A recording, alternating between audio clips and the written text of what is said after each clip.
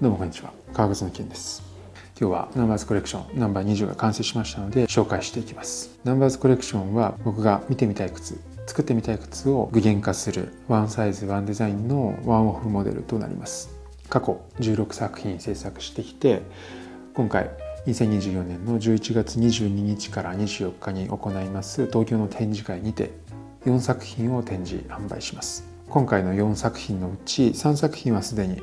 動画やブログにて完成を紹介していますので、ぜひそちらをご覧ください。今回はナンバー24作品の最後になります。こちらの靴は先日動画にアップしましたナンバー18ホルスと非常に関連性の高い作品となってますので、ぜひそちらもご覧ください。今年2024年の5月に行われましたワールドチャンピオンシップスオブシューメイキング2024靴作りの世界大会ですね。こちらに僕は作品を出品しまして優勝を勝ち取ることができました。このナンバー20の靴のタイトルはチャンピオンリバースと言います。その名の通りチャンピオンシップで優勝した靴の反転バージョンになります。チャンピオンシップの靴は制作動画をアップしていますし、制作のこだわりなんかも紹介していますので、ぜひそちらも合わせてご覧ください。今回この動画では主にチャンピオンシップの靴との違いやこだわり、そして改善してきたことなど全体、そしてディティールまで解説していきます。この靴はナンバー20チャンピオンリバースです。リバースというのは反転という意味ですね。チャンピオンシップの靴というのはお題があります。デザインは今回はフルサドルローファーということで、革の色がライトブラウンの革、そしてソールがナチュラル仕上げであること、そういった課題、そしてレギュレーションが設定されています。このチャンピオンシップの靴を作る際にはライトブラウンの革を使うというお題に正直なところ難しそうだなという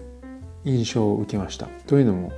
ライトブラウンの革というのは膨張色ですし、立体感だったり光沢感っていうのを強調しにくい色なんですね。やはり色の濃くなっていく革、黒い革が咲いてあるものですが、そういったもので作る方がチャンピオンシップのような凝りに凝ったシャープな靴はより見栄えがするだろうと思ったんですね。ではそのライトブラウンであるということを逆手に、むしろそれを生かすようなデザインコンセプトが必要だろうと考え、ライトブラウンではなくて金色のローファーを作ることを目指しました。そして金色のローファーが無事金メダルを取ることができたんですが、その際に感じた黒い革だったらどんな見た目になるんだろう、黒い革の方がもしかしたらシャープでかっこいいのかもしれない、そういった自分の見てみたい、この靴を作ってみたいなという欲求にちょっと抗えなくなってきまして、こちらのチャンピオンシップリバースを制作することにしました。このチャンピオンシップの靴を知っていただいている方はご存知だと思うんですが、非常にめんどくさい作りをしてまして、もうチャンピオンシップの靴を作った時はもう二度と作りたくないなとさえ思ったぐらいなんですが、気づいたらね制作していました。こうやってその時に頭の中でどうなんだろうって思い描いた靴が実際ここに目の前にある、それを自分の手で作ることができるっていうのはすごく喜ばしいというか幸せなことだなと思いますね。なのでチャンピオンシップの靴というのはアッパー外側がライトブラウン、金色ですね。そして中を黒にしました。ライニング、インソック、そしてシューツリーまで黒で制作したんですが、今回はリバースですので外が黒で中が金色、シューツリーも金色になっています。実際この中の革反転させてるっていうのもまさに反転させてまして、チャンピオンシップの靴でアッパーに使った革そのものを、同じ革を中のライニングとして使用しています。まずは外側のディティールから解説していきます。詳しいディティールの解説はぜひチャンピオンシップの制作こだわりをご覧いただきたいですね。デザインというのは完全にほぼ同じです。というのも同じ型紙、同じ木型を使っています。チャンピオンシップの靴が左足だったのに対して、こちらはリバースですので反対側右足を作っています。スキンステッチだったりチェーンステッチ、そしてソールのアッパーフィドルバックと僕は勝手に呼んでるんですが、アッパーフィドルバック、スキンステッチ、そして馬蹄形のヒールなど、金色の靴が闇落ちしたかのような靴です。ただ糸の色は反転せずにアッパーは黒に金色の糸で縫ってます。ライトブラウンの革に金色のステッチというのは、あまり主張はしなかった、目立たなかったんですが、黒に金色ですので非常によく目立ちます。端っこに細いシルクのステッチ、そしてそこから一歩下がったところに太めの糸でチェーンステッチを施しています。それがこのサドル部分に1本2本、そしてトップラインをぐるっと一周するようにチェーンステッチが3本入っています。そしてソールはオールブラックですね。大会では過去5回開催されてきましたけど、ソールの指定の色は全てナチュラルソールです。なのでこういったカラス仕上げのソールというのはチャンピオンシップでは今のところ作ることができないですね。ただやはりオールブラックのカラス仕上げというのは光沢感がものすごく出ますので、非常に鋭いというか迫力があるというか重厚感がありますよね。逆に言えば全て黒なので、特徴となるこのアッパーフィドルバック、そしてスキンステッチがあまり目立たなくなっています。この靴はウエストにソールがついていないんですが、それがパッと見わからないほどにデザインとして溶け込んでいます。アッパーの革が潜り込んできて、ウエストの部分、そしてかかとのこの裏部分までですね、全てアッパーの革で作っております。ソールはこのヒール部分と前の部分ですね、こことここで分離している形になります。こうしてウエストまでアッパーが巻き込んでいるというのは、伝統的なモカシン製法というところから新たな解釈として用いているんですが、そのあたりもぜひチャンピオンシップの解説の動画をご覧ください。つま先の真鍮プレート、これは色を反転させずに金色で装着しています。その他にも特徴的なのは、つま先のセンターにあるクリースだったりとか、かかとのパーツ、ここからここまで継ぎ目がなくシームレスで作っていること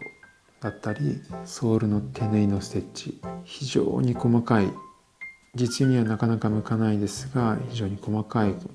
華奢でドレッシーに見えるようなステッチを施していることとか、デザイン、木型、型紙、チャンピオンシップとほぼ全て共通してるんですが、こうして製作して形になってみるとやはり全く違う印象の靴になっていると思います。チャンピオンシップの靴というのは試作をしましたが、やはり本番として製作したのは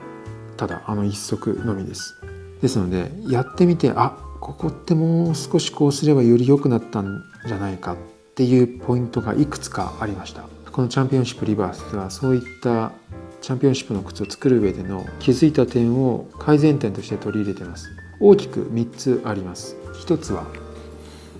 ここの最も特徴となるアッパーフィドルの部分ですね。ここはソールに見立てたこのスキンステッチがフィドルバッグの左右にあるんですが、このヒール側ではなくてソール側のこの辺りですね、この辺りの曲線がチャンピオンシップはもう少し直線的です。ここの最後のここですね、完成形のラインを描いている際はこの部分からしっかりつながるラインでこのスキンステッチは来る予定だったんですね、外側も。ただ制作してみるとさまざまな都合によってここの曲線部分がソールに隠れてしまって、ソールそしてウエストみたいなちょっと角度がついちゃってたんですね。分離されてる感が強かったです。そういう気づきがありましたので、今回はそこをなるべく改善しようと、少しここのウエストが最後曲線的に前に向けて広がりが強くなっています。チャンピオンシップの靴とよく比べていただくと、ここのつながりがより自然になっているはずです。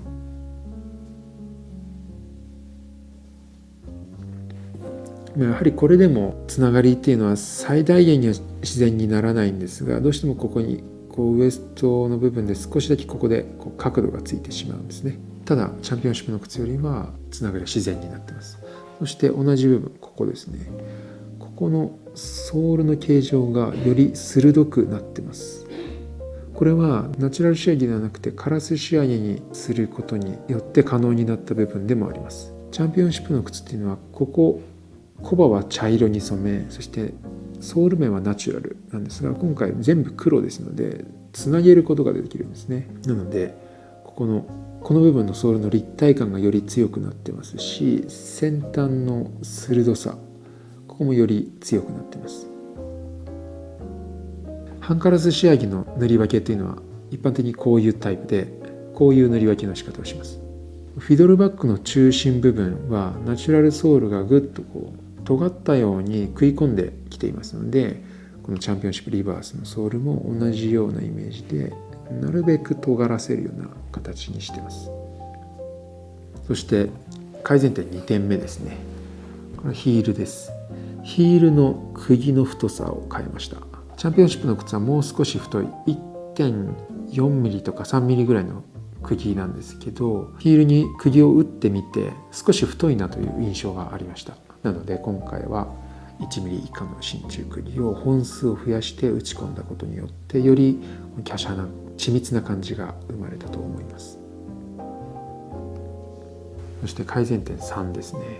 シュツリーの形状です。チャンピオンシップのシュツリーは漆塗りで仕上げていて非常に独特で美しい形をしています。あれはあれで一つの正解だと思いますし、今回のシュツリーにはない美しさがあります。ただ形状的にこの部分がチャンピオンシップのシュツリーっていうのは履き口からいきなり飛び出すような形になってるんですね。この履き口とシュツリーのこの突起の親和性が薄いかなと完成した時に思ったんですね。シューツリーだけでは非常に美しいんですが、入れた時のシューツリーとのこの相性っていうのがもう少しいいものができたんじゃないかというふうに思ったので、今回はトップラインと合わせるようなシューツリーの形になってます。トップラインはわずかなんですけど最もかかとが高くてぐっと下がってなだらかな曲線を描きながらまた最後で下がるという、こういう曲線を描いています。それとこうするようなシューツリーのトップの曲線、以上3つが大きな改善点となります。これは前の方が良かったとか、それぞれ意見はあるとは思いますが、チャンピオンシップの靴で改善できそうだと思ったことをこの靴で実践的にできたことが良かったかなと思いますね。それではシューツリーを取って中の解説をしていきますが、その前にシューツリーの丸穴にはチャンピオンシップと同じく満月が覗いています。この満月は実は特別な満月です。チャンピオンシップというのは審査の都合上ブラインド審査をしますので、誰が制作したかが分かってはいけないんですね。そのため通常インソールに入るロゴを入れることができません。ただ何もない革を敷くだけであまりにものっぺらぼうなので、チャンピオンシップの靴では漆塗りの黒山側に金色の白押しと、そして金色の白押しをしたイノシシ側を装飾としてつけました。今回のチャンピオンシップリバースではデザインは全く同じです。ただライニングの色はチャンピオンシップのアッパーの革と同じ黄色ライトブラウンですし、満月は白押しではなくこちら真鍮の追記仕上げですね。真鍮を叩いてシボのような模様を出しています。後方にある刀の小尻をイメージした白押しの革は同じくイノシシ、色はナチュラルを使っています。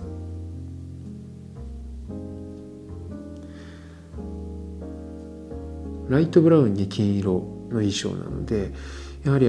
黒に金よりは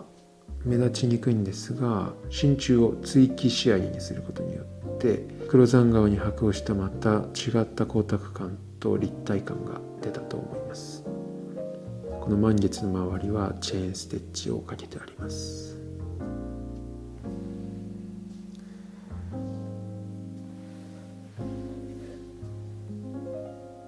シューツリーはこちら今回金色に染め上げました。黄色といっても実際に金色ではないんですが、金色のように見えるような仕上げですね。こういった黄色っぽい染料を塗り込んでニスで仕上げることによって銅管にニスが入り込みますので、それがキラキラと輝きます。漆塗りではこういった木目は完全に隠してしまいますが、逆に今回は金色を表現するために漆塗りではなくニス仕上げとしています。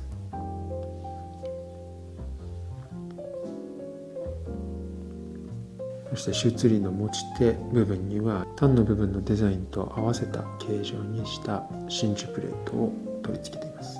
このシューツリーに開いた穴に引足の満月がぴったりと収まります。ということでチャンピオンリバース完成しました。この靴は実用品ではなくて芸術作品としての靴を目指したものになります。またチャンピオンシップで優勝するという自分の中での大きな目標を叶えた靴を改善して、そして別な形で自分の見てみたかった靴を制作するということがこの展示会というタイミングでできたことを非常に嬉しく思いますね。